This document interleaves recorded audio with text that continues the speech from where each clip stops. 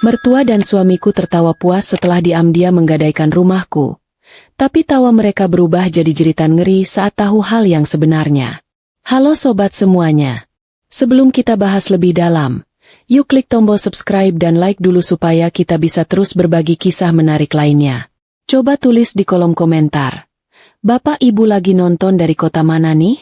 Semoga hari ini membawa keberkahan, rezeki yang berlimpah, dan kebahagiaan lahir batin bagi kita semua. Amin. Menikah itu ibadah, tapi tinggal serumah dengan mertua yang tidak tahu batasan adalah ujian nyali yang sesungguhnya. Namaku Amara, dan aku bukan tipe wanita yang pelit atau perhitungan. Sungguh, aku tidak keberatan membelikan beras, membayar listrik, atau bahkan membelikan das terbaru untuk Ibu Ratna, ibu dari suamiku, Bayu. Tapi masalahnya, Ibu Ratna punya hobi aneh yang membuat ubun-ubunku mendidih setiap pagi. Dia punya anggapan bahwa apa yang ada di dalam rumah ini, termasuk barang-barang pribadiku, adalah inventaris umum yang bebas dipakai siapa saja. Pagi itu dimulai dengan jeritan batinku saat melihat meja rias yang berantakan seperti kapal pecah. Botol serum wajah seharga setengah gaji bulananku tergeletak dalam posisi terbuka. Isinya tinggal separuh. Padahal baru kemarin sore aku buka segelnya. Emosiku makin naik saat melihat Ibu Ratna keluar dari kamar mandi dengan wajah berminyak dan senyum tanpa dosa. Dia bilang kulitnya terasa kering. Jadi dia pakai sedikit minyak yang ada di botol kaca di mejaku. Bayangkan, serum pengencang wajah anti penuaan dini yang diformulasikan khusus dengan teknologi canggih. Dia pakai untuk mengolesi tumit kakinya yang pecah-pecah. Rasanya aku ingin menangis sambil kayang saat itu juga. Bayu, suamiku, tentu saja bereaksi seperti standar suami pada umumnya. Cari aman. Saat aku mengadu bahwa ibunya memakai krim wajahku sebagai pelembab kaki, Bayu hanya menghela napas panjang sambil membetulkan dasinya. Dia bilang aku terlalu membesar-besarkan masalah. Katanya, wajar kalau orang tua ingin mencoba barang anak menantunya. Menurut Bayu, itu tandanya kami akrab. Akrab dari mana? Batinku. Kalau akrab itu artinya berbagi sikat gigi mungkin aku masih bisa toleransi. Tapi ini urusannya beda. Bayu tidak mengerti bahwa bagi wanita, menyentuh peralatan tempur kecantikan tanpa izin adalah pernyataan perang. Kejadian tidak berhenti di urusan meja rias saja. Karena lemari pakaianku pun perlahan berubah menjadi tos serba gratis bagi Ibu Ratna. Awalnya hanya kerudung atau selendang, tapi lama-lama merambat ke tas tangan hingga sepatu. Pernah suatu hari aku mencari tas kerja warna hitam yang biasa aku pakai untuk rapat penting. Tas itu hilang dari gantungannya. Saat aku tanya, Ibu Ratna dengan santainya menjawab kalau tas itu dia bawa ke pengajian karena warnanya cocok dengan bajunya. Masalahnya, di dalam tas itu masih ada kartu nama klien dan beberapa dokumen kantor yang belum aku keluarkan. Pulangnya, tas itu kembali dengan bonus remah-remah lemper dan noda minyak goreng di bagian dalamnya. Kelucuan yang menyedihkan ini semakin menjadi-jadi saat ada acara kumpul keluarga besar di rumah Tante Bayu. Aku datang sedikit terlambat karena ada urusan pekerjaan. Begitu masuk ruangan, semua mata tertuju padaku, lalu beralih ke Ibu Ratna yang duduk di sofa utama Mbak Ratu. Aku hampir tersedak ludah sendiri melihat apa yang dia pakai. Ibu Ratna mengenakan blus sutra merah marun favoritku yang baru saja aku beli minggu lalu dan belum sempat aku pakai sama sekali. Kancing bagian dadanya terlihat mau meledak karena ukurannya memang kekecilan untuk badan Ibu Ratna yang subur. Dia terlihat seperti lontong yang dibungkus terlalu ketat. Tapi rasa percaya dirinya luar biasa tinggi. Aku berusaha tersenyum kaku saat saudara-saudara Bayu memuji penampilan ibunya yang katanya terlihat lebih muda. Dalam hati aku menjerit. Tentu saja terlihat muda. Itu baju model terbaru untuk wanita usia 30-an, bukan untuk nenek-nenek yang cucunya sudah mau masuk sekolah dasar. Ibu Ratna dengan bangga bilang kalau baju itu hadiah dari aku. Padahal, dia mengambilnya diam-diam dari tumpukan baju hasil binatu yang belum sempat aku masukkan lemari. Aku hanya bisa mengangguk lemah demi menjaga nama baik suami di depan keluarganya. Sambil membayangkan berapa biaya yang harus aku keluarkan untuk membawa baju itu ke binatu lagi, atau mungkin membakarnya saja karena sudah melar tak berbentuk. Rumah yang kami tempati ini sebenarnya adalah rumahku. Hasil keringatku bekerja siang malam sebelum menikah dengan Bayu. Sertifikatnya atas namaku, dan aku yang melunasi cicilannya sendirian. Bayu hanya membawa koper baju saat pindah ke sini. Awalnya aku tidak mempermasalahkan hal itu karena cinta itu buta. Tapi sekarang mataku mulai terbuka lebar. Ibu Ratna bertingkah seolah dialah nyonya besar pemilik rumah, mengatur letak perabotan sesuka hati, bahkan pernah membuang pot bunga kesayanganku karena katanya menghalangi jalan rezeki. Padahal yang menghalangi rezeki itu mungkin kebiasaan boros anaknya sendiri, bukan tanaman lidah mertua di pojok ruangan. Sikap Bayu belakangan ini juga makin aneh dan membuatku curiga. Dia sering pulang larut malam dengan wajah kusut dan bau rokok yang menyengat. Padahal dia bukan perokok berat. Ponselnya selalu diletakkan dalam posisi telungkup, dan dia menjadi sangat sensitif kalau aku bertanya soal uang belanja. Dulu dia masih rutin memberi jatah bulanan meski tidak besar. Tapi 2 bulan terakhir ini dia beralasan kantornya sedang sulit sehingga gajinya dipotong. Aku percaya saja, karena aku masih punya penghasilan sendiri yang lebih dari cukup. Tapi kebaikan hatiku sepertinya dimanfaatkan sebagai celah untuk kebodohan yang lebih besar. Suatu malam, aku mencoba bicara serius dengan Bayu soal perilaku ibunya yang makin tidak terkendali. Aku bilang bahwa aku butuh privasi dan aku tidak nyaman barang-barangku diacak-acak setiap hari. Bukannya membela istri, Bayu malah membentakku. Dia bilang aku pelit sama orang tua sendiri dan tidak tahu berbakti. Suara Bayu meninggi, membuat Ibu Ratna keluar dari kamar dengan wajah memelas yang dibuat-buat. Drama pun dimulai. Ibu Ratna menangis sesenggukan, bilang kalau dia sadar diri hanya menumpang dan dianggap beban. Dia bahkan mengancam mau pulang kampung jalan kaki malam itu juga. Tentu saja itu cuma gertakan sambal. Karena kakinya pasti sakit kalau dipakai jalan jauh. Apalagi kalau tidak diolesi serum wajah mahalku. Malam itu aku tidur memunggungi Bayu dengan hati dongkol setengah mati. Aku sadar, aku tidak bisa terus diam seperti ini. Ini rumahku, ini aturanku, dan ini barang-barangku. Kesabaranku sudah setipis tisu yang dibelah 2.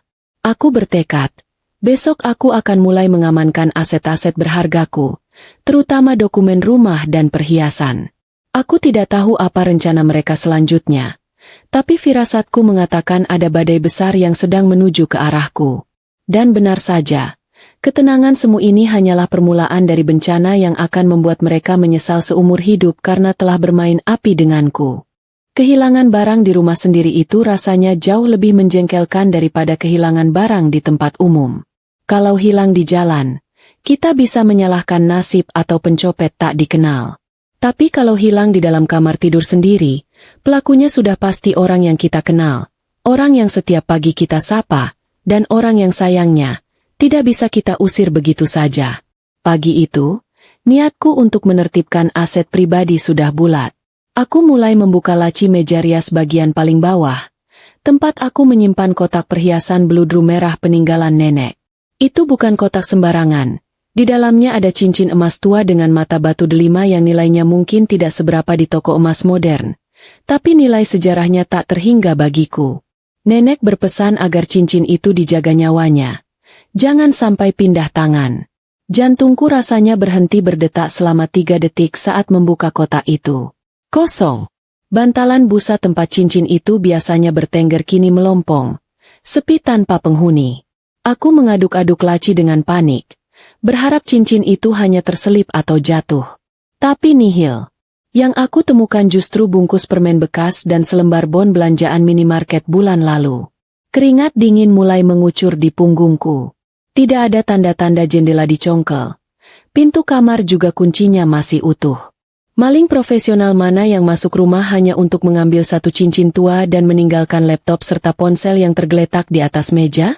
Jawabannya hanya satu. Ini maling amatir yang punya akses kunci duplikat atau masuk saat aku lengah. Aku mencoba mengatur napas, menahan diri agar tidak langsung berteriak histeris. Saat itu rumah sepi. Bayu sudah berangkat kerja, sedangkan Ibu Ratna pamit pergi ke pasar tradisional sejak pagi buta. Tumben sekali dia rajin ke pasar. Biasanya dia lebih suka titip belanjaan ke tukang sayur keliling sambil ngerumpi soal aib tetangga. Firasatku mengatakan ada yang tidak beres. Sambil menunggu Ibu Ratna pulang, aku duduk di ruang tamu seperti patung penjaga gerbang, mataku tak lepas menatap pintu depan. Pikiranku melayang kemana-mana, membayangkan kalau cincin itu sudah dijual untuk modal arisan atau parahnya, ditukar dengan panci set anti lengket.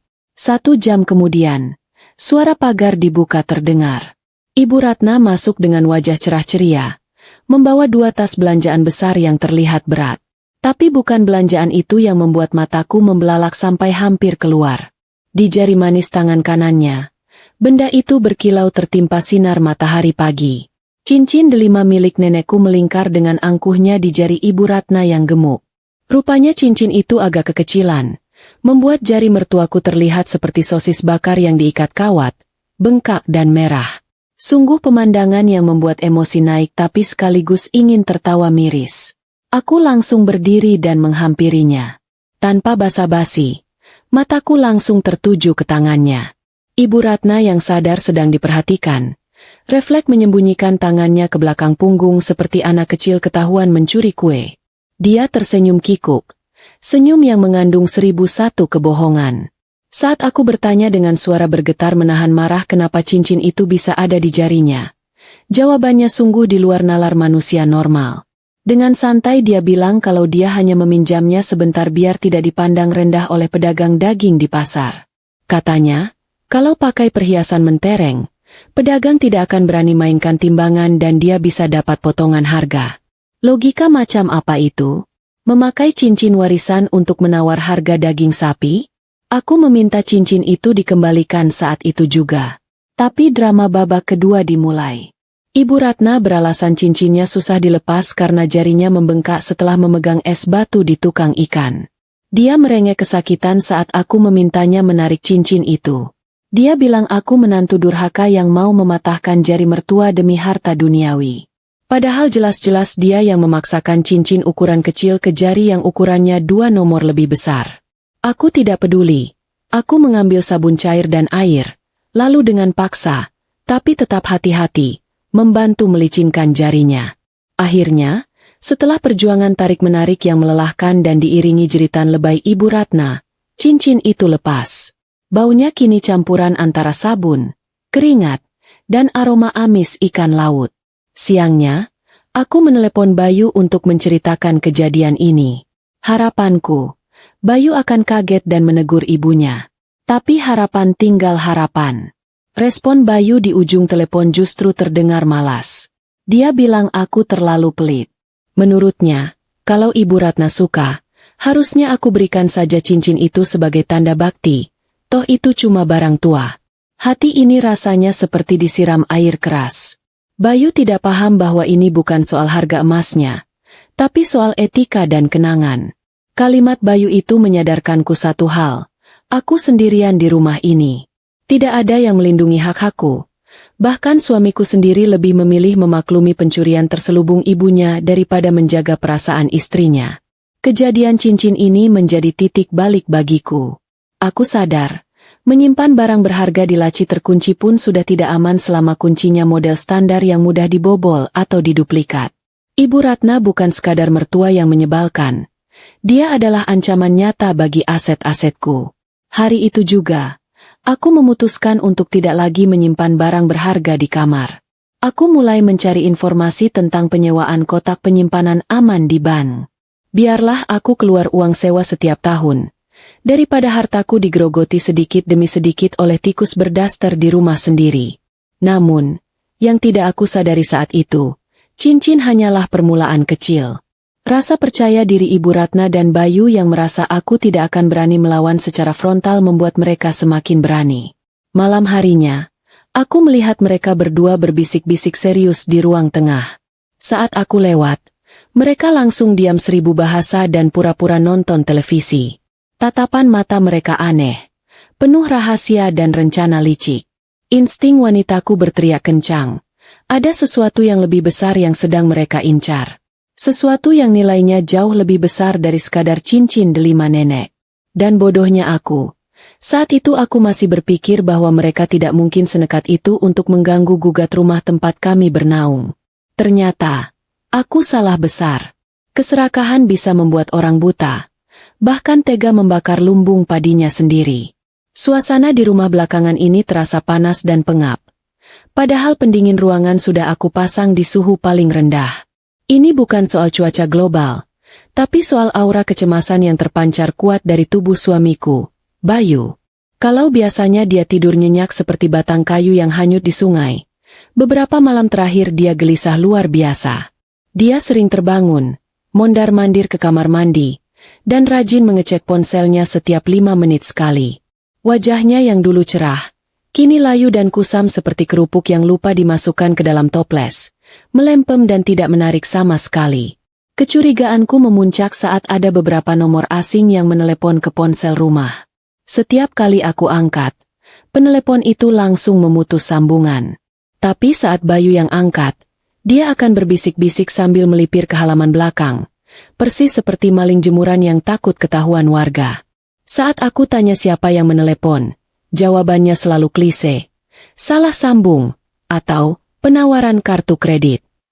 Padahal, mana ada orang menawarkan kartu kredit dengan nada membentak-bentak sampai terdengar ke ruang tamu? Aku pura-pura percaya saja, sambil diam-diam menajamkan telinga. Rahasia busuk itu akhirnya tercium juga pada suatu sore yang mendung. Aku pulang kantor lebih awal karena kepalaku pening. Niat hati ingin istirahat.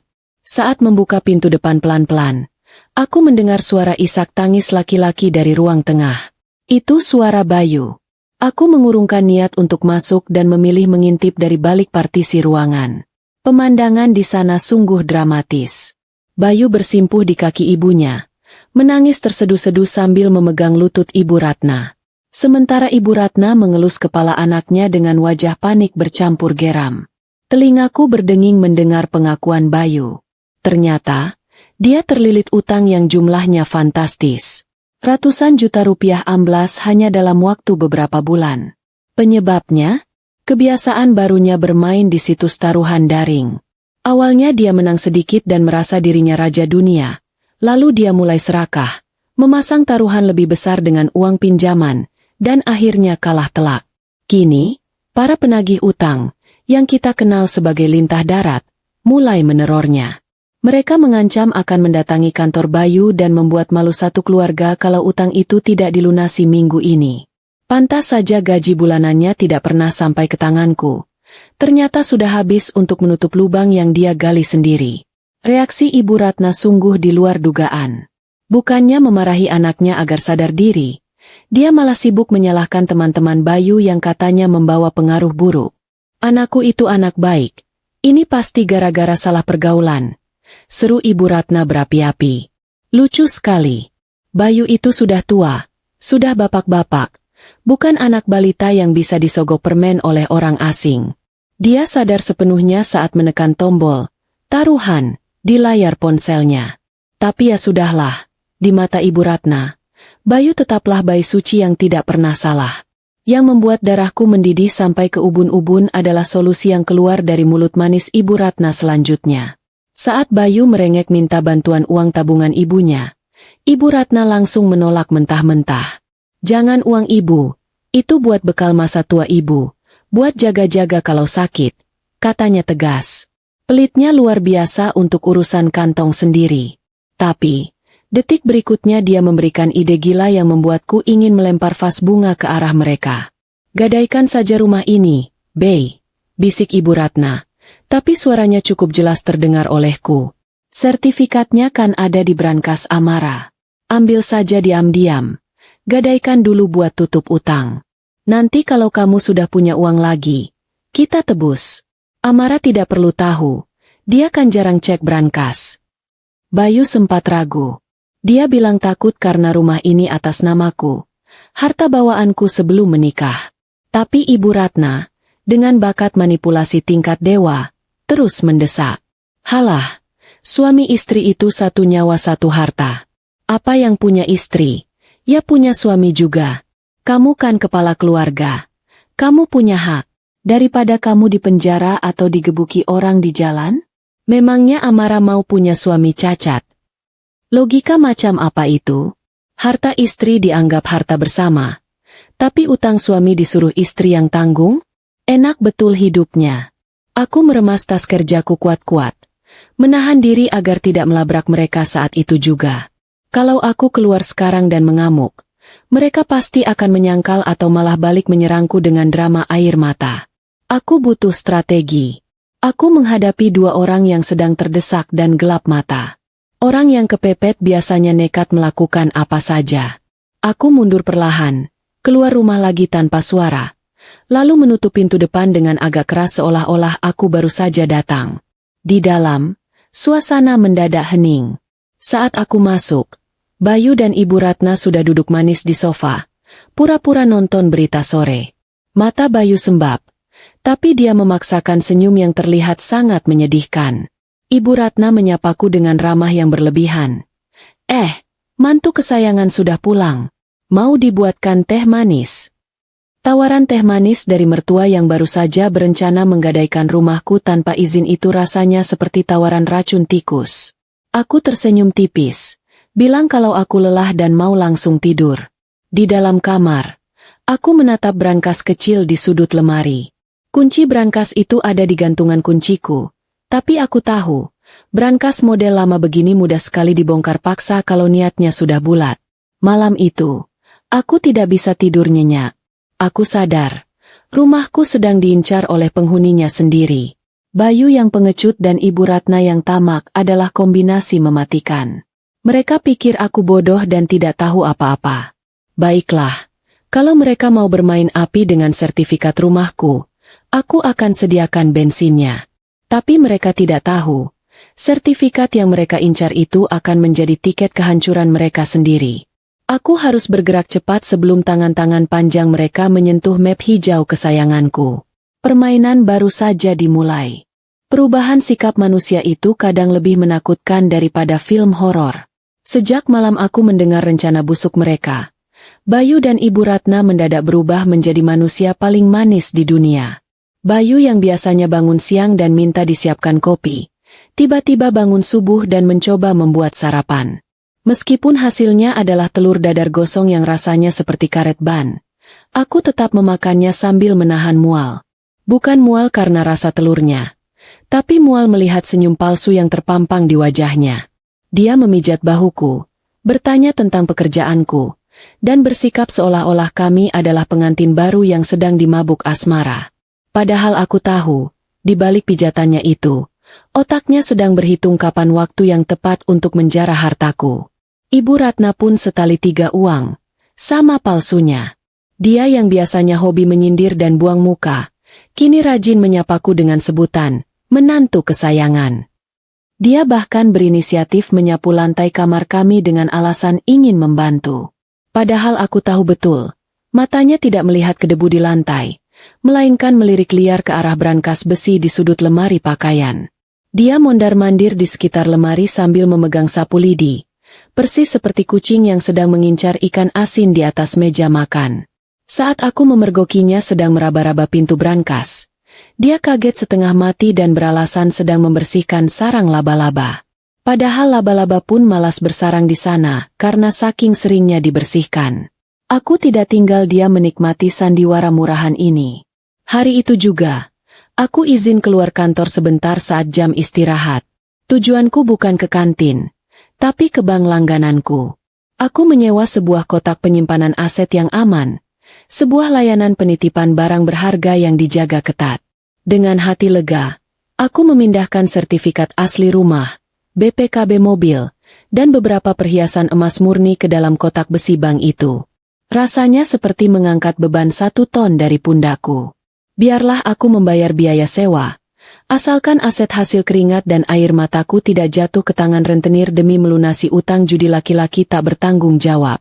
Namun, sekadar mengamankan barang asli rasanya belum cukup memuaskan dendam di dada. Aku butuh sesuatu untuk memberi mereka pelajaran. Pelajaran yang tidak akan pernah mereka lupakan seumur hidup. Sepulang dari bank, aku mampir ke sebuah tempat percetakan digital profesional. Aku meminta mereka mencetak salinan sertifikat rumahku dengan kualitas warna terbaik, di atas kertas yang tebal dan bertekstur mirip dokumen asli. Bagi mata orang awam atau mata orang yang sedang panik butuh uang, kertas itu akan terlihat sangat meyakinkan. Apalagi jika dimasukkan ke dalam map plastik hijau yang biasa dipakai untuk dokumen tanah, lengkap dengan tumpukan kertas kosong di belakangnya agar terasa tebal dan berat saat dipegang. Malam harinya, saat rumah sedang sepi karena Bayu dan ibunya pergi ke warung depan, aku melancarkan aksiku. Aku membuka brankas di kamar, mengeluarkan map hijau yang asli, yang isinya sudah aku kosongkan sebelumnya, lalu memasukkan map berisi sertifikat, aspal, alias asli tapi palsu itu ke dalamnya. Aku menatanya sedemikian rupa, persis di posisi semula. Tumpukannya terlihat rapi, map hijaunya terlihat menggiurkan, dan bobotnya pun pas. Sebuah jebakan tikus yang sempurna telah terpasang. Aku tersenyum licik di depan cermin, menyadari bahwa aku punya bakat terpendam menjadi sutradara dalam drama kehidupan ini. Keesokan paginya, aku melempar umpan terakhir untuk memuluskan jalan mereka. Di meja makan, sambil mengunyah roti tawar, aku mengumumkan berita yang sudah pasti mereka tunggu-tunggu. Mas, Bu, besok aku harus dinas keluar kota selama 2 hari. Ada proyek mendadak yang harus diawasi, kataku dengan wajah datar. Reaksi mereka sungguh tak ternilai harganya. Mata Bayu langsung berbinar cerah, dan Ibu Ratna tersedak kopinya saking kaget dan senangnya. Mereka berusaha menahan senyum lebar, tapi gagal total. Wajah mereka menyiratkan kelegaan luar biasa, seolah-olah baru saja menang undian lotre. Wah, mendadak sekali, sayang. Tapi ya sudah, hati-hati ya. Jangan khawatirkan rumah, ada aku dan ibu yang jaga, kata Bayu dengan nada yang dibuat selembut mungkin, padahal kakinya di bawah meja terlihat bergoyang-goyang gelisah karena kegirangan. Ibu Ratna langsung menimpali, menyuruhku untuk fokus kerja dan tidak perlu memikirkan urusan rumah tangga. Dalam hati mereka, ini adalah lampu hijau. Ini adalah kesempatan emas yang ditunggu-tunggu untuk membobol brankas tanpa gangguan. Mereka tidak sadar, mereka sedang menari di atas lubang buaya yang aku gali sendiri. Malam sebelum keberangkatanku, aku sengaja meletakkan kunci cadangan lemari, bukan kunci brankas, tapi kunci lemari luarnya, di tempat yang sedikit tersembunyi tapi mudah ditemukan, yaitu di laci obat-obatan. Aku tahu kebiasaan Bayu kalau sedang pusing cari obat sakit kepala. Dia pasti akan mengaduk-aduk laci itu. Untuk kunci brankasnya sendiri, aku tahu Bayu pernah mengintipku memasukkan kode kombinasi. Aku sengaja tidak mengubah kodenya. Biarlah mereka merasa pintar karena berhasil mengingat angka-angka itu. Kejahatan itu butuh kepercayaan diri, dan aku sedang memberikan rasa percaya diri itu kepada mereka secara cuma-cuma. Menatap mereka malam itu, ada rasa iba yang melintas sekilas, sangat tipis setipis kulit bawang. Iba karena membayangkan nasib mereka beberapa hari lagi. Tapi rasa iba itu langsung lenyap saat teringat cincin nenekku di jari Ibu Ratna dan rencana mereka menggadaikan atap tempatku bernaung. Tidak, mereka tidak pantas dikasihani. Mereka adalah orang dewasa yang memilih jalan pintas yang merugikan orang lain. Aku masuk ke kamar, mengemasi barang-barangku untuk dinas besok. Tidurku malam itu sangat nyenyak, diiringi mimpi indah tentang keadilan yang akan segera ditegakkan tanpa aku harus kotor tangan. Besok adalah hari besar bagi mereka, dan awal kehancuran yang mereka undang sendiri. Meninggalkan rumah kali ini rasanya sungguh berbeda, seperti meninggalkan panggung sandiwara di mana badut-badutnya sudah siap beraksi. Pagi itu, taksi pesanan saya sudah menunggu di depan pagar. Bayu mengantar sampai ke pintu mobil dengan wajah yang dibuat sesedih mungkin, seolah-olah berat melepaskan istrinya pergi bertugas. Padahal, aku bisa melihat sudut bibirnya berkedut menahan senyum kemenangan. Ibu Ratna bahkan lebih bersemangat. Dia melambaikan tangan dengan gaya yang sangat teatrikal, seperti melepas jamaah haji, padahal aku cuma pergi ke kota sebelah selama 2 hari. Begitu mobil bergerak menjauh, aku yakin mereka tidak akan membuang waktu sedetik pun untuk menangis rindu. Pesta perampokan di rumah sendiri akan segera dimulai. Prediksiku tidak meleset sedikit pun. Karena begitu roda taksi menghilang di tikungan, Bayu dan Ibu Ratna langsung berubah menjadi tim pemburu harta karun yang kelaparan. Bayu pasti langsung lari ke kamar tidur, mengunci pintu depan, dan memastikan tirai jendela tertutup rapat. Mereka bertingkah seolah sedang melakukan misi rahasia negara. Padahal yang mereka lakukan hanyalah mencuri dari istri dan menantu yang selama ini memberi mereka makan. Lucunya, mereka pasti merasa sangat cerdik dan hebat. Padahal langkah mereka sudah diatur rapi oleh korban mereka sendiri. Kejahatan itu memang seringkali membuat pelakunya merasa jenius mendadak. Sasaran utama mereka tentu saja brankas besi di sudut lemari pakaianku. Berbekal ingatan Bayu yang samar-samar tentang kode kombinasi angka yang pernah dia intip, mereka mulai mencoba membuka kotak Pandora itu. Jantung mereka pasti berdegup kencang seperti gendang mau pecah. 1 kali coba, gagal. 2 kali coba, gagal lagi. Keringat dingin mulai menetes sebesar biji jagung di dahi Bayu. Ibu Ratna yang tidak sabaran pasti sudah mulai mengomel, menyalahkan Bayu yang dianggapnya bodoh karena tidak bisa mengingat 6 digit angka sederhana. Padahal, aku sengaja tidak mengganti kodenya. Aku hanya ingin memberi sedikit sensasi tegang sebelum mereka masuk ke dalam perangkap. Bunyi, klik. Dari brankas itu pastilah menjadi suara paling merdu yang pernah mereka dengar seumur hidup. Pintu besi berat itu terbuka perlahan, menampakkan isinya yang temaram. Mata mereka langsung tertuju pada satu benda. Map plastik tebal berwarna hijau tua. Map itu tergeletak manis di sana, terlihat sangat meyakinkan, sangat resmi, dan sangat mahal. Ibu Ratna pasti langsung menyambar map itu dengan tangannya yang gemetar karena nafsu duniawi. Dia tidak peduli dengan perhiasan imitasi yang sengaja aku sebar di sebelahnya.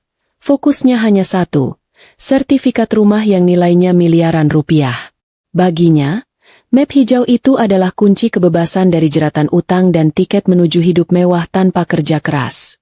Tanpa membuang waktu untuk memeriksa isinya secara teliti, mereka langsung berpelukan girang seperti baru saja memenangkan Piala Dunia. Mereka tidak sadar bahwa kertas di dalam map itu hanyalah hasil cetakan mesin digital di tukang fotokopi pinggir jalan.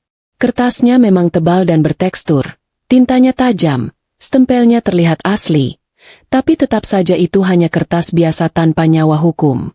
Tapi namanya juga orang yang sedang gelap mata dan dikejar setoran utang. Akal sehat biasanya libur mendadak. Mereka hanya melihat apa yang ingin mereka lihat, tulisan, sertifikat hak milik, dan nama Amara yang tertera jelas di sana. Malam itu juga, dengan modal nekat dan kendaraan pinjaman tetangga, mereka meluncur membelah jalanan malam menuju alamat yang diberikan teman judi Bayu. Tujuannya adalah sebuah kantor peminjaman uang swasta, bahasa halusnya lintah darat, yang terkenal cair cepat tanpa banyak tanya.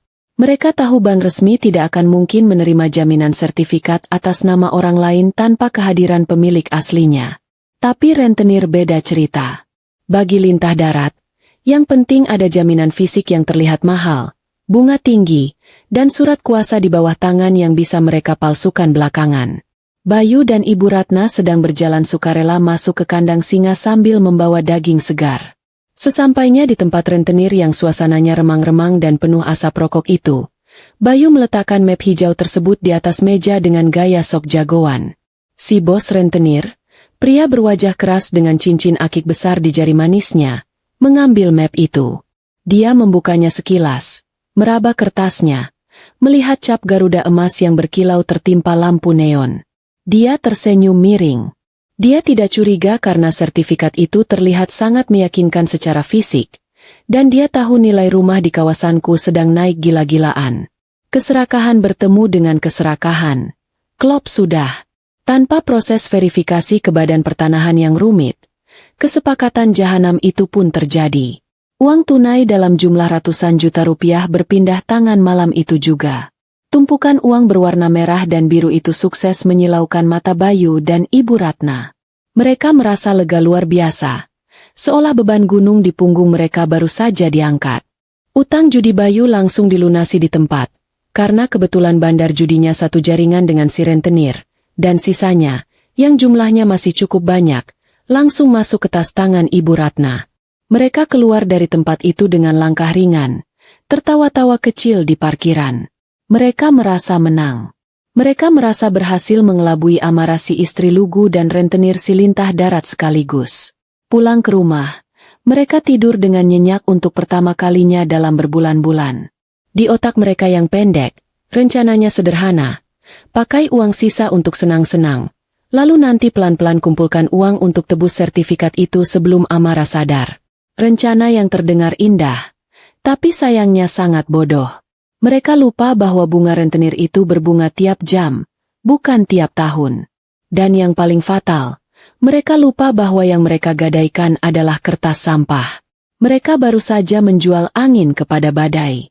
Sementara itu, di kamar hotelku yang nyaman di luar kota, aku menyeruput teh hangat sambil tersenyum menatap layar ponsel. Tidak, aku tidak memasang kamera pengintai di rumah. Itu terlalu berlebihan. Aku hanya melihat notifikasi dari aplikasi keamanan lingkungan yang memberitahu bahwa pagar rumahku dibuka dan ditutup pada jam-jam yang tidak wajar. Itu sudah cukup menjadi konfirmasi. Ikan sudah memakan umpan, kail sudah menancap di mulut, dan sekarang tinggal menunggu waktu yang tepat untuk menarik jorannya. Nikmatilah uang itu, wahai suami dan mertuaku, karena itu adalah uang terakhir yang akan kalian pegang sebelum dunia kalian runtuh. Memegang uang hasil kejahatan itu rasanya mungkin seperti memegang bara api yang dilapisi madu. Manis di awal, tapi siap membakar tangan kapan saja. Bagi Bayu dan Ibu Ratna, uang ratusan juta rupiah yang mereka dapatkan dari menggadaikan sertifikat palsu itu bukanlah bara api, melainkan air hujan di tengah kemarau panjang. Pagi itu, wajah mereka bersinar terang benderang, jauh lebih cerah daripada lampu jalan yang baru diganti bohlamnya. Tidak ada lagi wajah kusam kurang tidur atau mata bengkak karena menangisi nasib. Yang ada hanya senyum lebar yang nyaris menyentuh telinga, seolah-olah mereka baru saja diangkat menjadi duta kebahagiaan dunia. Setelah melunasi utang judi Bayu yang jumlahnya mencekik leher itu, ternyata sisa uang di tangan mereka masih cukup tebal. Bukannya disimpan untuk menebus sertifikat itu nanti atau ditabung untuk keperluan darurat, mereka justru terserang penyakit, orang kaya baru. Penyakit ini gejalanya khas. Tangan gatal kalau melihat barang bagus dan mendadak lupa daratan. Ibu Ratna adalah pasien paling parah. Pagi-pagi sekali, dia sudah berdandan menor dengan bedak setebal tembok beton. Lalu memanggil becak langganan untuk pergi ke toko emas di pusat pasar. Siangnya, Ibu Ratna pulang dengan penampilan yang membuat mata siapapun sakit melihatnya. Lehernya kini dilingkari kalung emas yang rantainya seukuran rantai kapal, lengkap dengan liontin besar yang menjuntai. Di pergelangan tangannya berjejer gelang keroncong yang berbunyi cering-cering setiap kali dia menggerakkan tangan, persis seperti rombongan penari topeng monyet. Dia berjalan melenggak-lenggok masuk ke rumah, memamerkan perhiasan barunya kepada tetangga yang kebetulan sedang menyapu halaman. "Biasa, Bu, rezeki anak soleh," katanya lantang saat ditanya tetangga dari mana uangnya. Aku yakin tetangga itu hanya tersenyum kecut sambil membatin. Rezeki anak soleh atau rezeki hasil menjual harga diri. Bayu pun tidak mau kalah dalam urusan menghamburkan uang panas ini. Dia yang biasanya mengeluh motornya butut dan sering mogok, tiba-tiba pulang membawa motor sport bekas tapi terlihat mentereng dengan knalpot bising. Suara knalpotnya yang memekakan telinga seolah menjadi pengumuman bagi seluruh warga komplek bahwa Bayu sudah kembali berjaya. Dia memarkir motor itu di teras dengan penuh kebanggaan, mengelap bodinya sampai mengkilap, seolah lupa bahwa motor itu dibeli dengan menggadaikan rumah istrinya sendiri. Logika Bayu mungkin sudah konslet. Dia pikir dengan melunasi utang judi, masalah selesai. Dia tidak sadar. Dia baru saja menggali lubang kubur yang jauh lebih dalam dan lebar. Sore harinya, rumahku yang malang itu berubah menjadi tempat pesta kecil-kecilan. Ibu Ratna memesan tumpeng nasi kuning dan memanggil beberapa teman arisannya. Alasannya syukuran karena Bayu dapat bonus besar dari kantor. Bohongnya sungguh lancar dan tanpa kedip. Aku bisa membayangkan mereka duduk di ruang tamuku, makan di atas piringku, tertawa terbahak-bahak sambil membicarakan betapa hebatnya anak Ibu Ratna. Mereka merasa di atas angin. Mereka merasa pintar karena berhasil meminjam asetku tanpa ketahuan. Dalam pikiran sempit mereka, sertifikat itu hanyalah kertas mati yang tersimpan di lemari gelap. Jadi tidak ada salahnya disekolahkan sebentar biar jadi uang. Tenang saja, Bu. Bulan depan kalau proyek lancar, kita tebus lagi sertifikatnya. Amara tidak bakal tahu. Dia kan sibuk kerja terus, mana sempat periksa brankas. Ucap Bayu dengan nada meremehkan, sambil menyuap potongan ayam goreng. Kalimat itu diucapkan dengan rasa percaya diri yang meluap-luap. Mereka benar-benar menganggapku sebagai sapi perah yang buta dan tuli. Mereka tidak tahu bahwa proyek yang dimaksud Bayu kemungkinan besar hanyalah angan-angan kosong atau judi babak baru. Penjudi itu susah sembuh. Sekali pegang uang, pasti gatal ingin melipat gandakannya di meja taruhan lagi. Yang paling menyedihkan dari semua ini adalah bagaimana uang panas itu mengubah tabiat mereka menjadi sombong luar biasa. Ibu Ratna mulai berani memarahi tukang sayur keliling hanya karena sayurnya dianggap kurang segar. Padahal dulu dia sering utang di sana. Dia juga mulai menyindir tetangga sebelah yang rumahnya belum direnovasi. Seolah-olah dia sendiri adalah tuan tanah yang sukses. Uang haram memang punya kekuatan magis untuk mengangkat dagu seseorang setinggi langit, tapi sekaligus mematikan hati nuraninya. Mereka lupa bahwa kemewahan yang mereka pamerkan itu pondasinya rapuh, dibangun di atas penipuan dan kebohongan. Di sela-sela pesta pora mereka, aku, yang masih berada di luar kota, mendapat laporan pandangan mata dari Bu Tejo, tetangga depan rumah yang memang hobi memantau situasi lingkungan. Lewat pesan singkat, Bu Tejo bercerita betapa hebohnya rumahku hari ini. Mbak Amara, ibu mertuanya habis dapat lotre ya? Kok borong emas banyak banget? Mas Bayu juga beli motor baru tuh. Tulis Bu Tejo. Membaca pesan itu, aku hanya bisa tersenyum getir sambil membalas singkat. Iya Bu, doakan saja biar berkah. Berkah dari mana? Yang ada malah musibah yang sedang mengantre di tikungan. Malam itu, Bayu dan Ibu Ratna tidur dikelilingi barang-barang baru mereka. Ibu Ratna bahkan tidur sambil tetap memakai kalung emasnya. Takut hilang katanya. Mereka merasa dunia sedang berpihak pada mereka. Tidak ada rasa bersalah. Tidak ada rasa takut dosa. Uang tunai di dompet membuat mereka merasa tak tersentuh. Mereka pikir rentenir itu bodoh. Mereka pikir aku bodoh. Mereka menikmati kenyamanan semu di atas kasur empuku, di bawah atap rumahku, dibiayai oleh sertifikat palsuku. Biarlah mereka menikmati panggung sandiwara ini sebentar lagi. Biarlah mereka merasa menjadi raja dan ratu semalam. Karena hukum alam itu adil, semakin tinggi kau terbang dengan sayap palsu, semakin sakit rasanya saat jatuh terhempas ke tanah. Dan jatuhnya mereka bukan di tanah empuk, tapi di atas tumpukan fakta menyakitkan yang akan menghancurkan tulang belulang kesombongan mereka. Waktu terus berjalan. Detak jam dinding di ruang tamu seolah menjadi hitungan mundur menuju kiamat kecil bagi keluarga suamiku. Nikmatilah selagi bisa, wahai benalu, karena tiket pertunjukannya sudah hampir habis masa berlakunya. Pulang ke rumah setelah perjalanan dinas seharusnya menjadi momen yang melegakan. Saat tubuh yang lelah bertemu dengan kasur empuk dan aroma masakan rumah. Namun, kepulanganku kali ini rasanya seperti seorang jenderal perang yang kembali ke markas, bukan untuk beristirahat, melainkan untuk memeriksa apakah musuh sudah masuk ke dalam perangkap yang dipasang. Taksi yang membawaku berhenti tepat di depan pagar rumah sore itu. Matahari sudah mulai condong ke barat, memberikan cahaya jingga yang dramatis pada bangunan rumah hasil keringatku ini. Hal pertama yang menyambut penglihatanku bukanlah senyum suami atau lambaian tangan mertua, melainkan sebuah benda asing yang terparkir angkuh di teras. Sebuah sepeda motor besar. Jenis motor balap dengan bodi mengkilap berwarna merah menyala. Knalpotnya yang besar terlihat seperti meriam siap tembak. Aku tersenyum miring. Ah, jadi ini wujud dari sertifikat rumah yang sudah berubah bentuk. Cepat sekali proses transformasinya. Langkah kakiku memasuki halaman terasa ringan, sangat ringan, berbanding terbalik dengan hatiku yang membatu. Pintu depan tidak terkunci. Sebuah kelalaian khas penghuni rumah ini yang selalu merasa aman karena tidak punya rasa bersalah. Begitu aku membuka pintu dan mengucapkan salam, suasana di dalam rumah mendadak hening seketika. Seperti kelas yang gurunya tiba-tiba masuk saat muridnya sedang ramai melempar kertas. Bayu dan Ibu Ratna sedang duduk santai di ruang tengah. Televisi menyala menayangkan acara gosip artis. Dan di meja terhampar aneka jajanan pasar yang jumlahnya cukup untuk memberi makan satu kelurahan. Mereka tampak kaget. Lalu sepersekian detik kemudian, wajah mereka berubah drastis menjadi topeng keramahan yang paling palsu yang pernah aku lihat. Ya ampun, sayang, kok sudah pulang? Katanya sampai malam. Bayu langsung melompat dari sofa, menyambutku dengan pelukan yang terasa kaku. Aroma parfum barunya menyengat hidung. Parfum mahal yang pasti dibeli dengan uang panas itu. Dia berusaha terlihat antusias, tapi matanya bergerak liar, melirik ke arah kamar tidur kami, seolah memastikan tidak ada jejak kejahatan yang tertinggal di sana. Ibu Ratna pun tidak kalah heboh.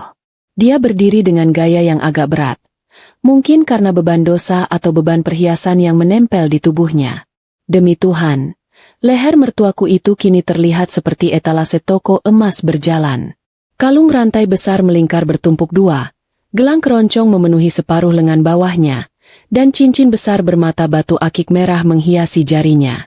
Dia terlihat seperti pohon Natal yang salah kostum di bulan puasa. Amara, menantuku yang cantik. Duh, ibu kangen sekali. Sini duduk dulu, ibu kupaskan mangga ya. Seru Ibu Ratna dengan nada yang dibuat-buat semanis madu. Biasanya, boro-boro mengupas mangga, mengambilkan air putih sendiri saja dia malas kalau ada aku. Perubahan sikap ini sungguh menggelikan sekaligus menjijikan. Aku membiarkan mereka bersandiwara. Aku membalas pelukan Bayu dengan tepukan ringan di punggung, lalu tersenyum manis kepada Ibu Ratna. Terima kasih, Bu. Aku mau mandi dulu sebentar, gerah sekali di jalan. Jawabku dengan suara tenang, sangat tenang sampai aku sendiri kagum pada bakat aktingku. Masuk ke dalam kamar tidur. Jantungku berdesir pelan. Kamar ini terlihat rapi, terlalu rapi malah. Sprei kencang tanpa kerutan, dan posisi bantal tersusun simetris. Ini tanda-tanda ada upaya pembersihan jejak. Aku meletakkan tas kerjaku di meja, lalu mengunci pintu kamar dari dalam. Ini adalah saat penentuan. Aku berjalan menuju lemari pakaian, tempat di mana brankas besi itu bersemayam. Dengan tangan yang sengaja aku buat santai, aku memutar kombinasi angka. Klik. Pintu brankas terbuka. Mataku langsung menyapu bagian dalam kotak besi itu. Kosong. Map hijau tebal yang berisi sertifikat. Itu sudah lenyap tak berbekas. Hanya tersisa debu tipis dan beberapa dokumen tidak penting lainnya. Tawaku hampir meledak saat itu juga. Tapi aku menahannya sekuat tenaga hingga hanya menjadi senyuman tipis yang dingin. Mereka benar-benar melakukannya. Mereka benar-benar mengambil umpan itu bulat-bulat. Tanpa dikunyah, langsung ditelan. Bayangkan betapa naifnya mereka. Berpikir bahwa menukar atap tempat berteduh dengan segepok uang adalah ide brilian. Aku menutup kembali brankas itu pelan-pelan. Tidak perlu ada teriakan. Tidak perlu ada drama menangis histeris. Marah dengan suara keras itu hanya untuk orang yang tidak punya rencana. Aku punya rencana, dan rencanaku jauh lebih menyakitkan daripada sekadar teriakan. Aku akan membiarkan mereka terbang tinggi dalam kebahagiaan semu ini selama mungkin, sebelum aku gunting tali layang-layangnya. Keluar dari kamar setelah mandi, aku memutuskan untuk memasak makan malam spesial. Bayu dan Ibu Ratna tampak bingung melihatku sibuk di dapur. Biasanya, kalau pulang dinas, aku pasti langsung tidur karena lelah. Tapi kali ini, aku mengeluarkan bahan-bahan terbaik dari kulkas. Daging sapi khas dalam, udang galah, dan sayuran segar. Aku memasak rendang kilat dan udang goreng mentega kesukaan Bayu. Bau harum masakan segera memenuhi seluruh ruangan, membuat suasana rumah terasa hangat dan harmonis. Sebuah ironi yang sempurna. Di balik aroma bawang dan bumbu rempah ini, ada bau busuk pengkhianatan yang menyengat. Kamu tidak capek, Ra? Biar beli makan di luar saja. Kita kan lagi ada, maksudnya biar praktis. Kata Bayu gelagapan, hampir saja keceplosan bilang, kita lagi ada uang. Dia berdiri di pintu dapur, memandangiku dengan tatapan curiga bercampur kagum. Mungkin dalam hati kecilnya dia merasa bersalah. Atau mungkin dia cuma takut aku menemukan sesuatu yang hilang. Tidak apa-apa, Mas. Aku senang kok. Proyek di luar kota sukses besar. Jadi aku ingin merayakannya sama orang-orang tersayang. Jawabku sambil mengaduk kuah rendang. Kata, orang-orang tersayang. Aku ucapkan dengan penekanan lembut yang penuh arti ganda. Mereka memang tersayang. Saking sayangnya sampai aku ingin memberi mereka pelajaran hidup yang paling berharga. Makan malam itu berlangsung dengan suasana yang aneh tapi meriah. Ibu Ratna makan dengan lahap, sesekali menyeka mulutnya dengan tisu, membuat gelang-gelang emasnya beradu dengan piring dan menimbulkan bunyi cering-cering yang riuh.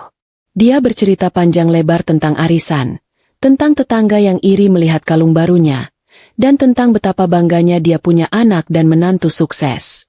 Aku mendengarkan dengan setia, mengangguk di saat yang tepat, dan menuangkan air ke gelasnya setiap kali kosong. Aku melayani mereka bak raja dan ratu. Biarlah mereka kenyang.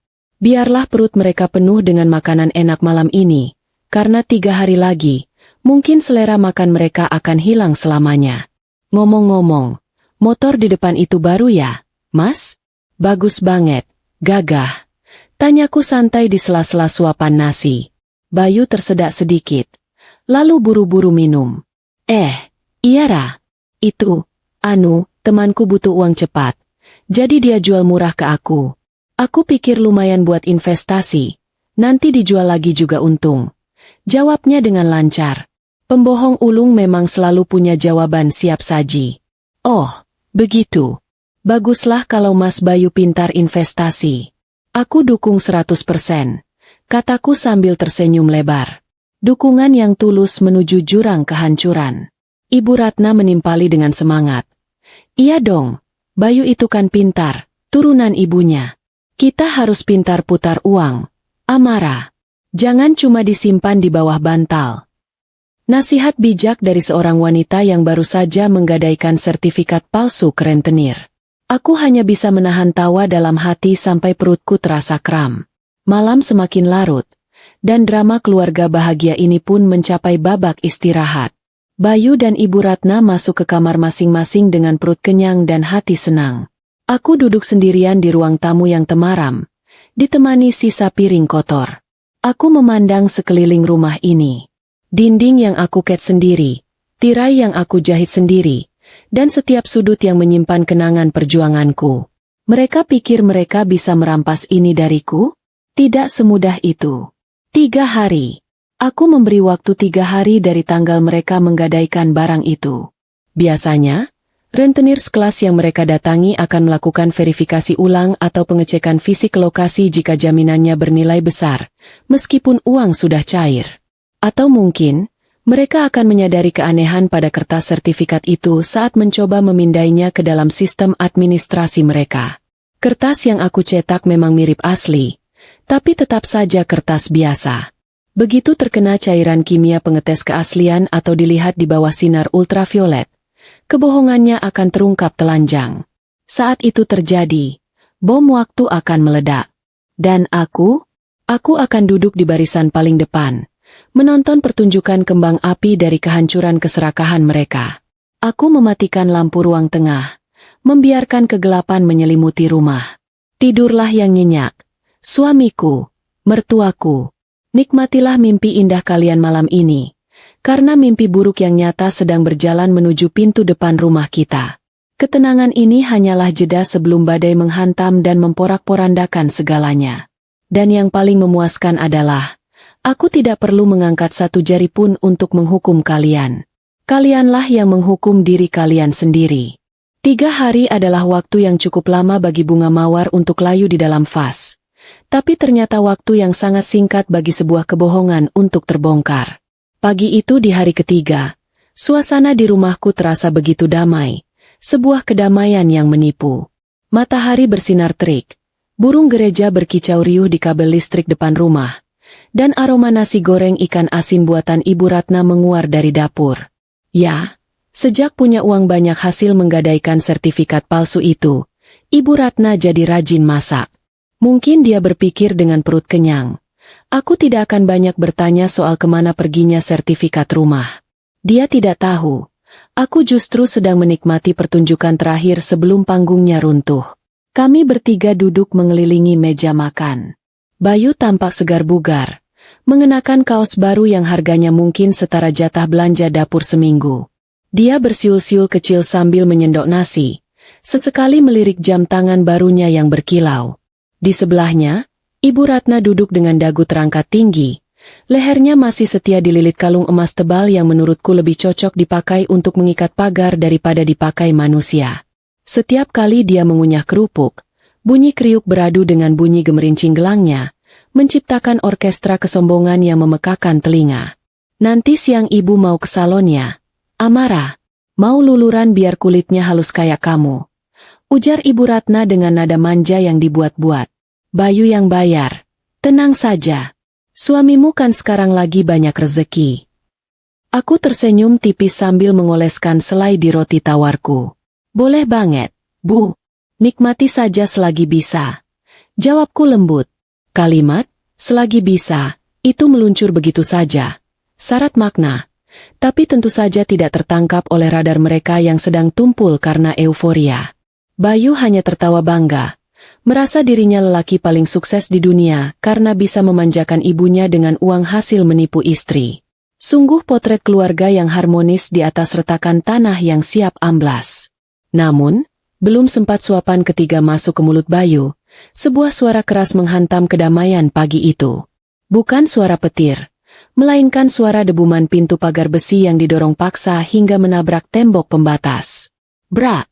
Bunyinya sangat nyaring, membuat Ibu Ratna melompat kaget di kursinya hingga kerupuk di tangannya terlempar ke lantai. Bayu tersedak nasi gorengnya.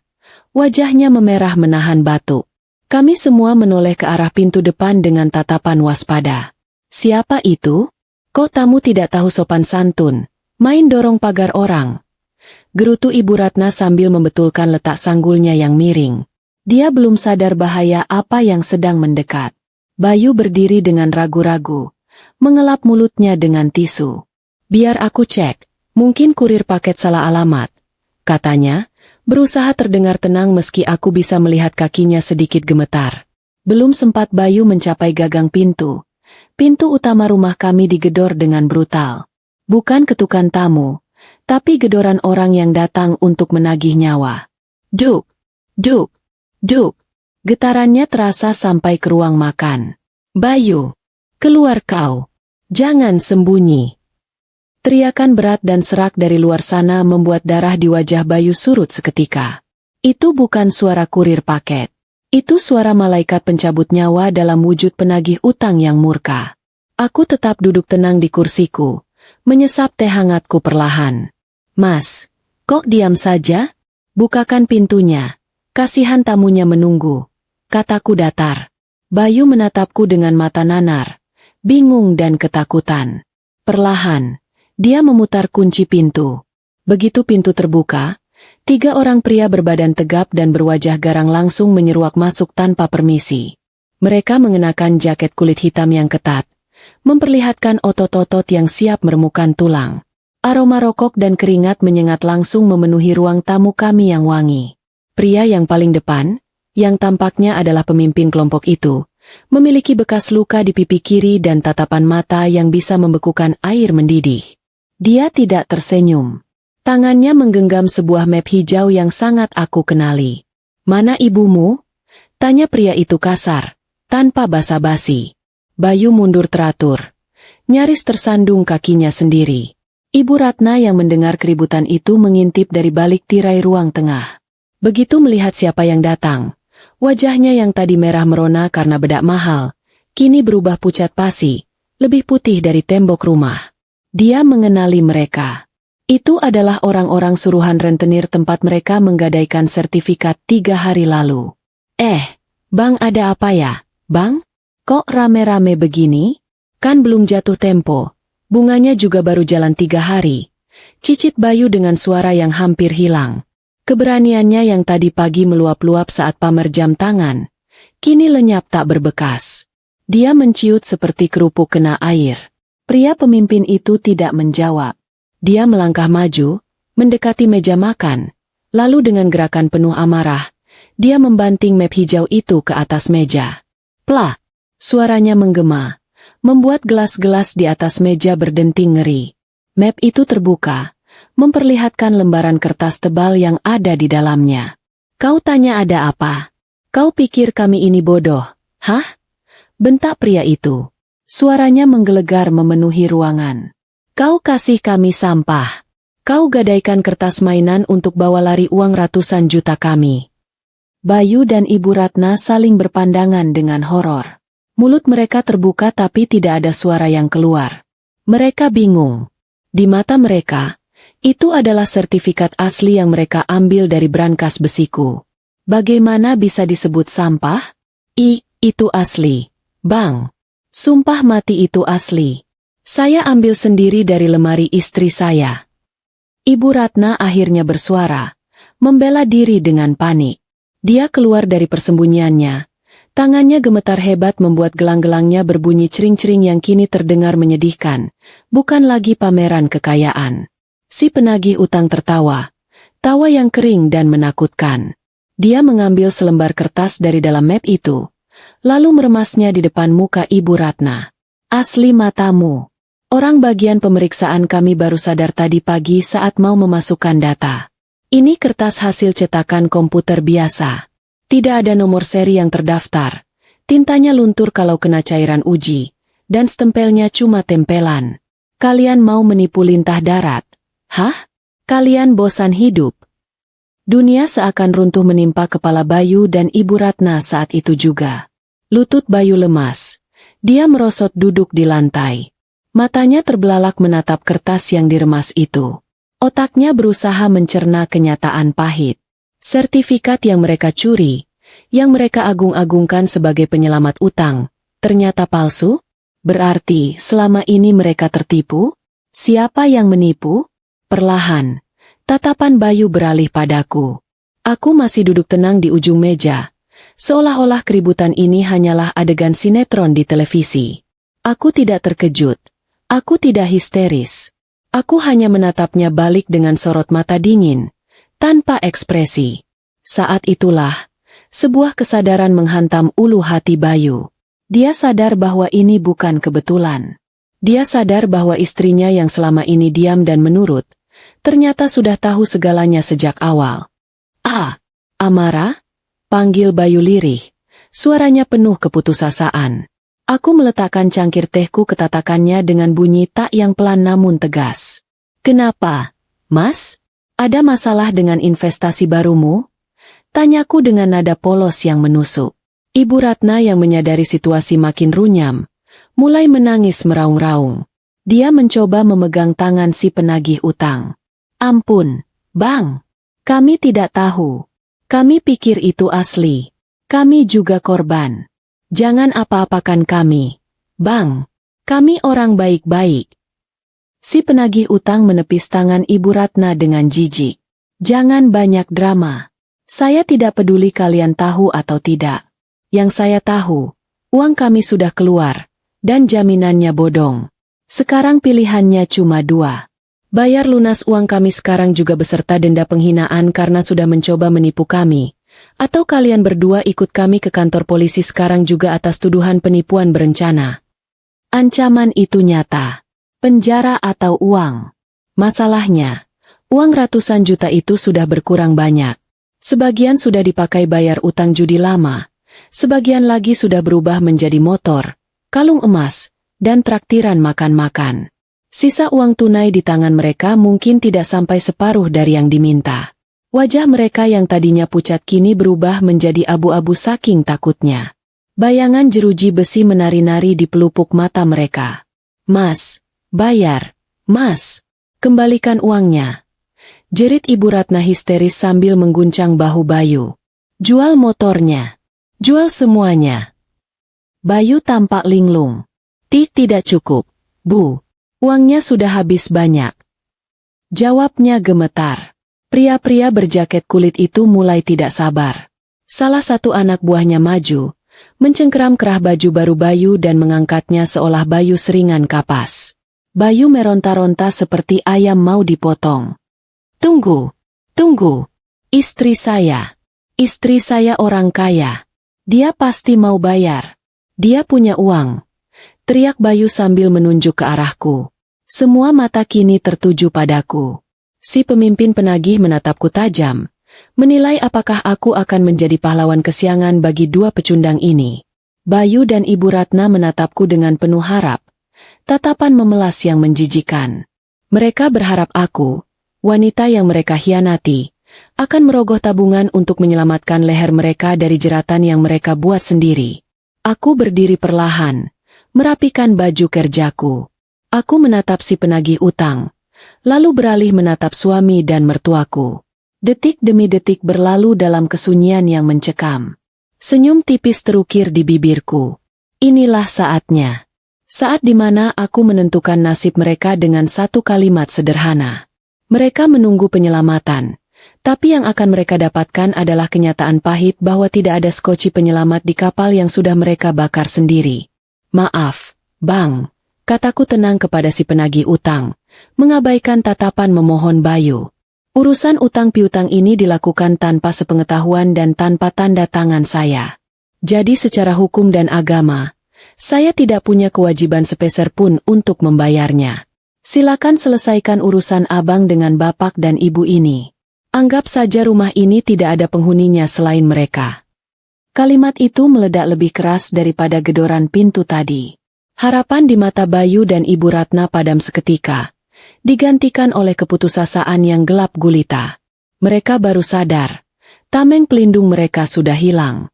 Mereka kini telanjang bulat di hadapan serigala-serigala yang lapar. Dan aku hanyalah penonton di barisan VIP.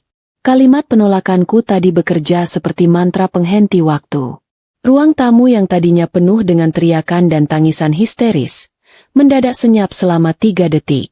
3 detik yang terasa seperti 3 abad bagi Bayu dan Ibu Ratna. Mereka menatapku dengan mulut menganga.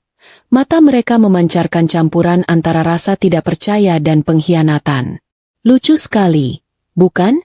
Mereka yang mencuri, mereka yang menipu. Tapi saat aku menolak membereskan kotoran mereka, justru aku yang ditatap seolah-olah aku adalah penjahat perang paling kejam di muka bumi. Bayu mungkin berpikir bahwa setinggi-tingginya kemarahan istri, pada akhirnya pasti akan luluh juga kalau melihat suami diancam orang asing. Sayangnya, dia salah besar. Hati istri yang sudah patah berulang kali tidak akan bisa disambung lagi, apalagi dengan lem perekat murahan bernama air mata buaya. Si pemimpin penagih utang, mari kita sebut saja dia Bang Jago, karena dari tadi dia merasa paling jagoan di sini, tertawa pendek. Tawa yang tidak ada unsur lucunya sama sekali. Dia menepuk tangan sekali, keras, memecah kesunyian. Bagus. Saya suka wanita yang punya prinsip, katanya sambil menatapku sekilas, lalu beralih menatap Bayu dengan sorot mata yang bisa menguliti orang hidup-hidup. Dengar itu? Istrimu angkat tangan. Dia tidak mau ikut campur urusan busuk kalian.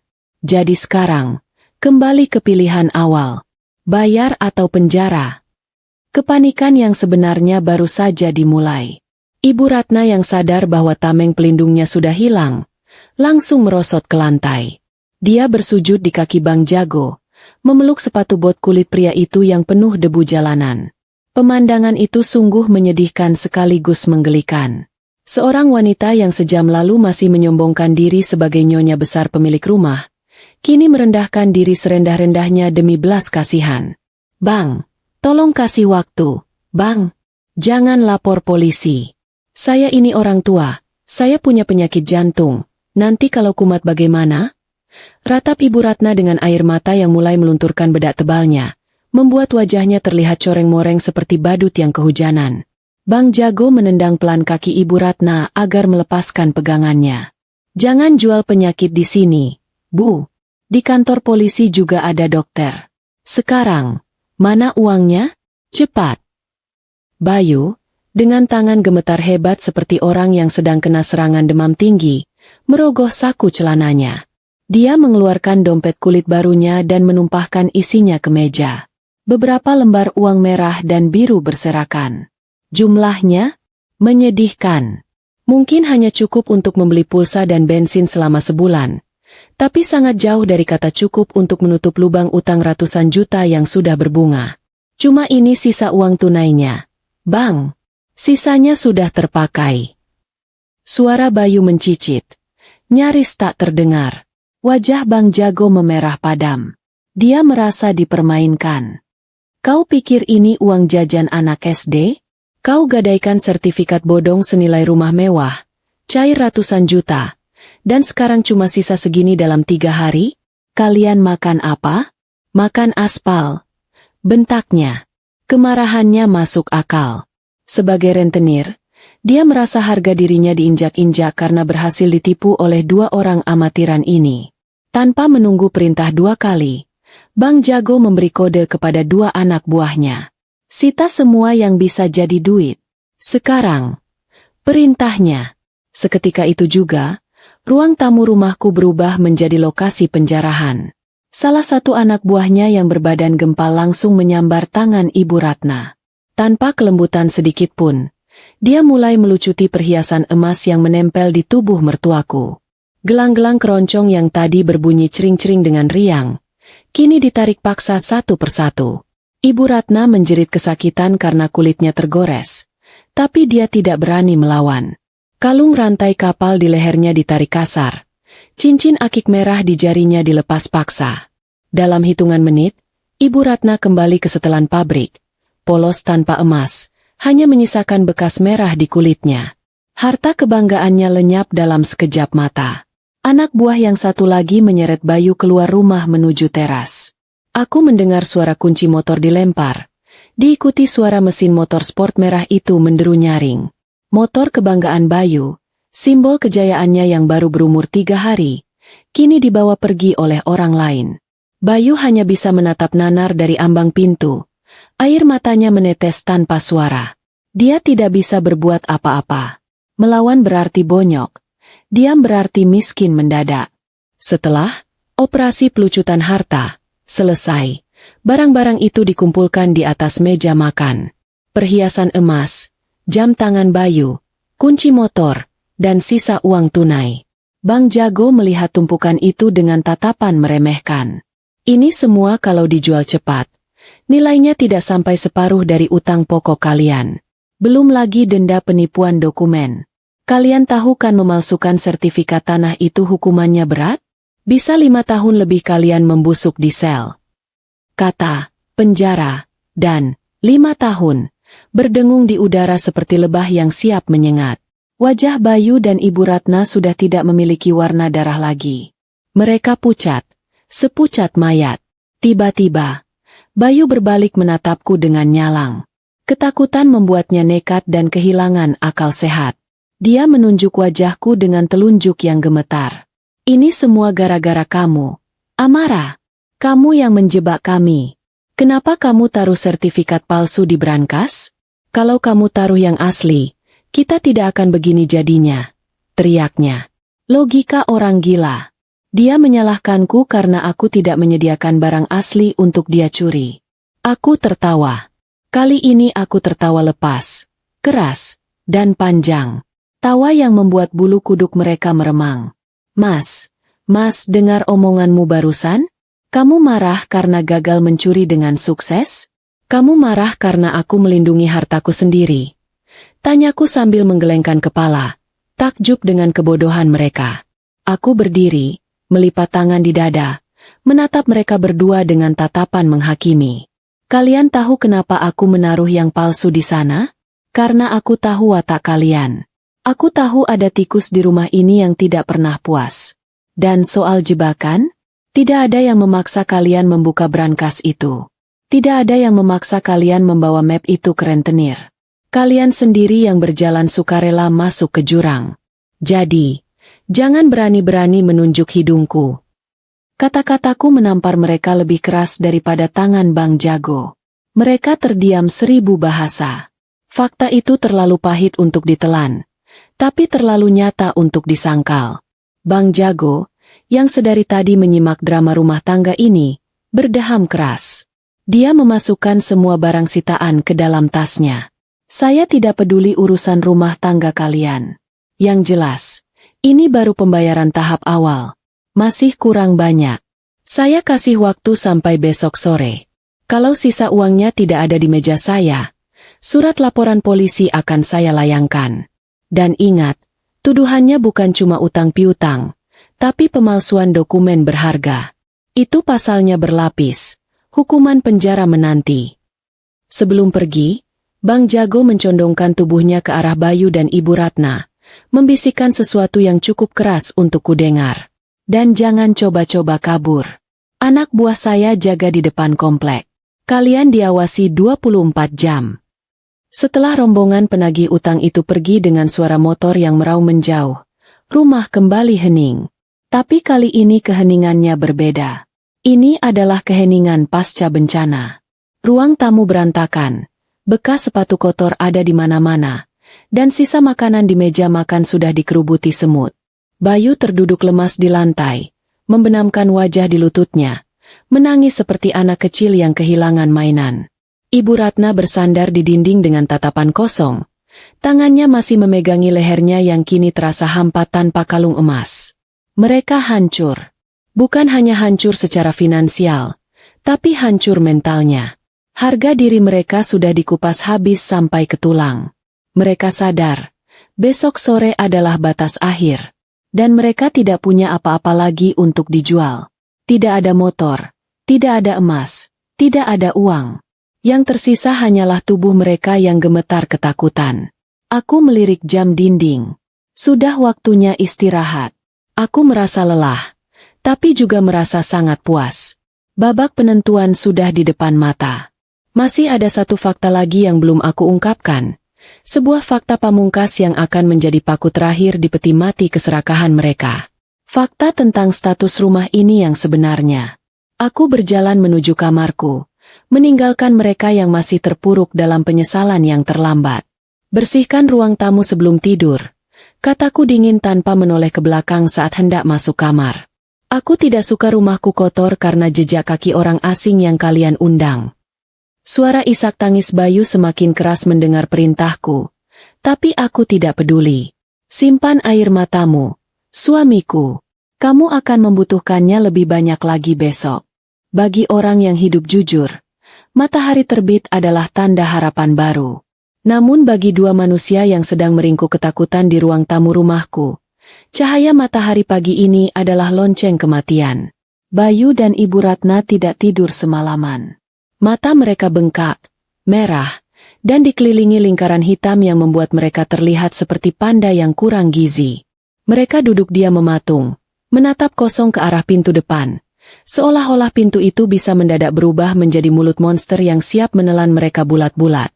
Dan memang, sore nanti, monster dalam wujud penagih utang akan kembali datang untuk menagih janji yang mustahil ditepati.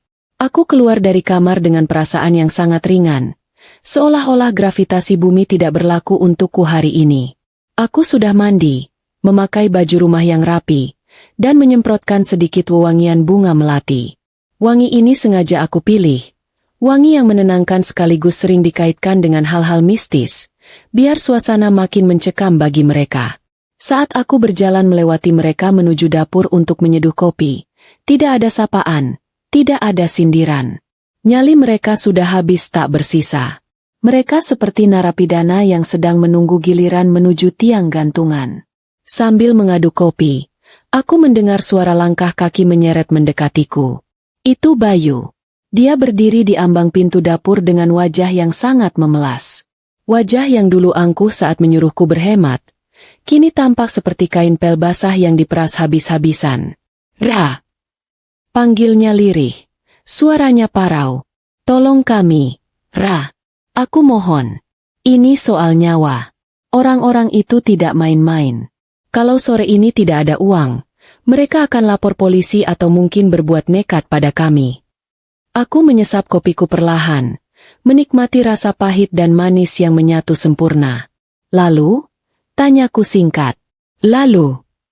Bayu mengulangi pertanyaanku dengan nada tidak percaya. Kami ini keluargamu, Ra? Aku suamimu.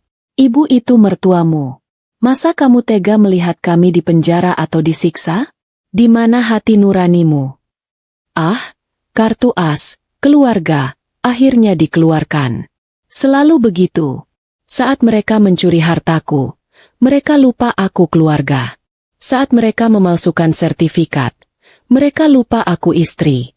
Tapi saat mereka terpojok, mendadak aku dinobatkan sebagai malaikat penyelamat yang wajib berkorban.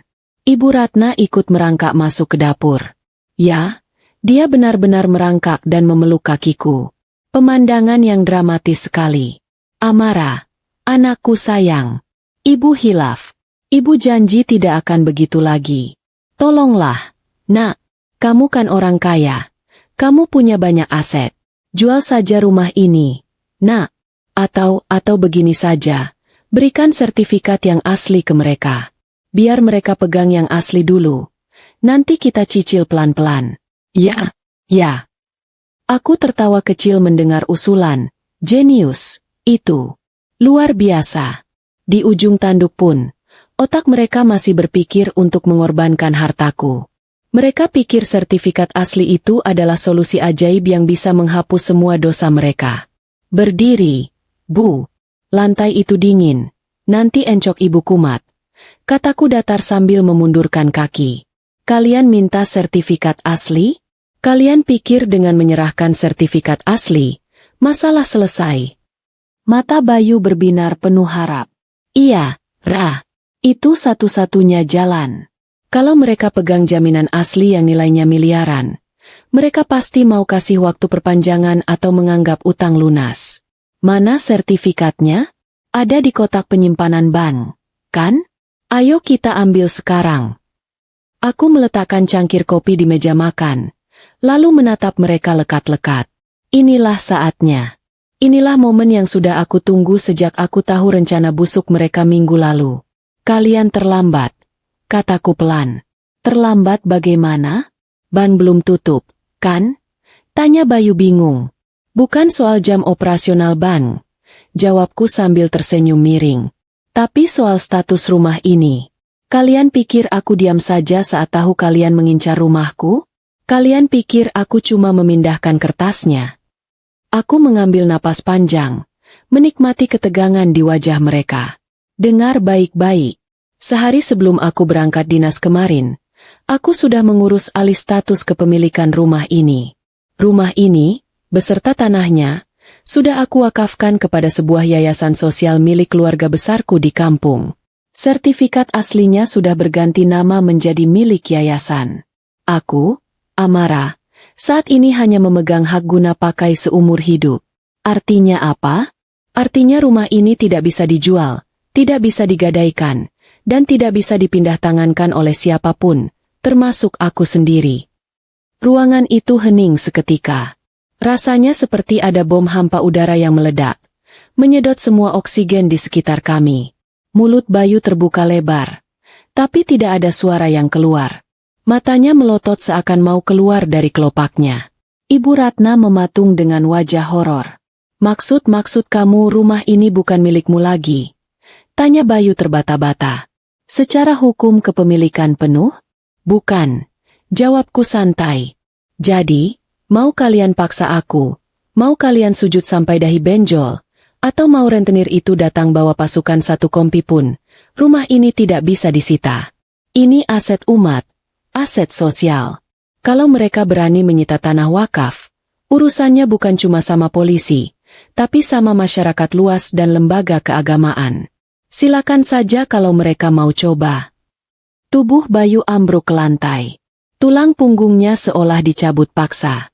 Harapan terakhirnya, yaitu merengek padaku untuk menjual rumah, kini musnah sudah. Dia sadar. Dia benar-benar sudah tamat. Aku telah mengunci satu-satunya pintu keluar yang mereka harapkan. Aku tidak hanya menyelamatkan hartaku dari tangan mereka, tapi aku membekukannya sedemikian rupa sehingga tidak ada satu setan pun yang bisa menyentuhnya. Kamu gila, Ra, desis Bayu. Kamu lebih rela kasih rumah ini ke yayasan daripada bantu suamimu sendiri? Tentu saja, jawabku cepat dan tegas. Yayasan itu mengurus anak yatim dan orang jompo. Uangnya jadi pahala. Kalau kasih ke kamu, cuma jadi uang judi dan gaya hidup mertua yang tidak tahu diri. Lebih baik aku miskin harta tapi hati tenang, daripada kaya tapi dikerogoti benalu seperti kalian. Jam dinding berdetak semakin keras, mengingatkan kami bahwa waktu terus berjalan menuju sore. Aku melirik jam. Pukul 10 pagi. Waktu mereka di rumah ini sudah habis. Nah, karena status rumah ini sudah jelas, sekarang kita bicara soal status kalian. Lanjutku sambil berjalan menuju pintu depan dan membukanya lebar-lebar. Cahaya matahari masuk menerangi ruang tamu yang suram. Maksudnya? Tanya Ibu Ratna dengan suara gemetar. Rumah ini sekarang adalah rumah dinas bagiku sebagai pengelola yayasan. Dan dalam aturannya, dilarang menampung orang yang memiliki catatan kriminal atau berpotensi mendatangkan masalah hukum bagi yayasan. Kalian berdua, dengan utang rentenir dan kasus pemalsuan dokumen ini, adalah sumber masalah besar. Aku menunjuk ke arah teras. Di sana, entah kapan aku menyiapkannya. Sebenarnya tadi subuh saat mereka masih meratapi nasib, sudah ada 2 koper besar berisi baju-baju mereka. Barang-barang kalian sudah aku rapikan. Aku orangnya rapi, kan? Tidak ada yang tertinggal. Baju, celana dalam, sampai obat masuk angin ibu, semua ada di sana. Kamu mengusir kami. Teriak Ibu Ratna histeris. Tega nian kau, Amara. Di mana kami mau tinggal? Kami tidak punya uang sepeser pun. Itu bukan urusanku, jawabku dingin. Kalian punya kaki, punya tangan, dan, sayangnya, masih punya mulut. Gunakan itu untuk bertahan hidup. Pulanglah ke kampung, atau menginaplah di kolong jembatan. Yang jelas, detik ini juga, kalian angkat kaki dari rumahku. Bayu mencoba berdiri. Wajahnya merah padam karena marah bercampur malu. Aku tidak mau pergi.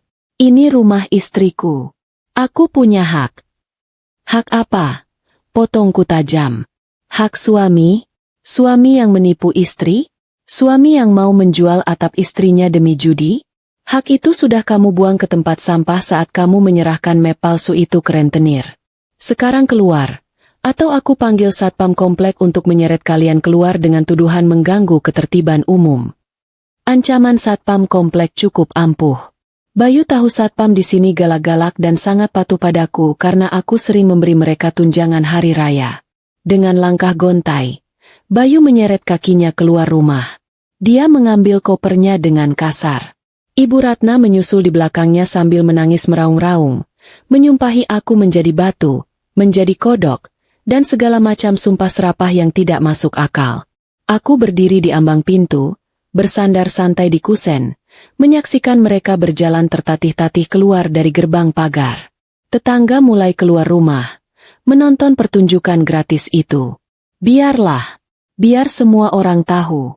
Rasa malu adalah hukuman tambahan yang pantas bagi mereka. Saat mereka sudah berada di jalanan aspal, aku berteriak sedikit keras. Oh iya, Mas, hati-hati di jalan. Rentenir itu bilang mereka akan menyebar foto kalian ke seluruh jaringan penagih utang kalau sore ini tidak lunas. Jadi, saran aku, larilah yang kencang. Mendengar itu, Bayu dan Ibu Ratna tampak panik. Mereka mempercepat langkah, setengah berlari sambil menyeret koper berat, seperti tikus yang dikejar kucing. Mereka menghilang di tikungan jalan, meninggalkan kehidupan nyamanku selamanya. Aku menutup pintu pagar besi, lalu menguncinya dengan gembok besar. Kemudian aku menutup pintu utama rumah, memutar kuncinya 2 kali. Klik, klik. Suara itu terdengar sangat merdu. Jauh lebih merdu daripada musik apapun. Aku kembali ke dalam rumah yang kini terasa sangat luas, sangat sepi, dan sangat damai. Tidak ada lagi suara cering-cering gelang emas. Tidak ada lagi bau rokok Bayu. Tidak ada lagi drama dan kepalsuan. Aku menarik napas dalam-dalam, menghirup udara kebebasan yang segar. Di luar sana, badai mungkin sedang menunggu mereka. Penjara, kejaran rentenir, dan kemiskinan adalah menu masa depan mereka. Tapi di sini, di dalam bentengku ini, badai sudah berlalu. Aku duduk di sofa, mengangkat kakiku ke atas meja, sesuatu yang dilarang Ibu Ratna dulu karena katanya tidak sopan, dan tersenyum puas.